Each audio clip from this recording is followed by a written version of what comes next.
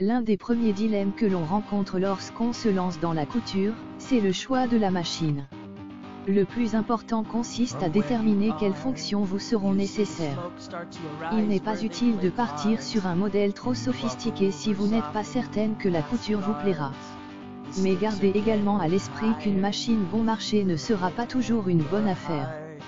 L'idéal c'est à la fois une machine simple d'utilisation et proposant suffisamment de possibilités pour vous permettre de progresser. Pour bien choisir sa machine à coudre, il est important de prendre en compte ses désirs créatifs et le temps que l'on souhaite y consacrer, occasionnel ou régulier, reprise, habillement, décoration, patchwork, broderie ou encore le type de tissu que l'on souhaite travailler. Vos projets vous guideront dans le choix de votre machine à coudre. Quel que soit le budget que l'on souhaite investir ou l'usage que l'on attend de sa machine à coudre, elle doit proposer les points de couture de base, points droits, points zigzag et boutonnières, de préférence automatique en un temps, à défaut en 4 temps. Attention, la mention « boutonnière en 4 temps » signifie que vous devez changer 4 fois vos paramètres de couture afin de coudre les 4 côtés de la boutonnière.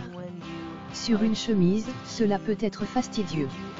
Le point pour couture stretch, ou élastique, s'avère utile pour travailler les tissus extensibles comme le jersey par exemple. Enfin, le point de surjet, aussi appelé point overlock, permet de réaliser des ourlets de bonne facture, même si un point zigzag serré près du bord peut aussi faire l'affaire. La machine à coudre doit proposer un minimum de pieds presseurs, ou pieds de biche, 4 dans l'idéal, un classique, un pour les fermetures éclairs, un pour les boutonnières et éventuellement un pose-bouton, pour cadrer les boutons.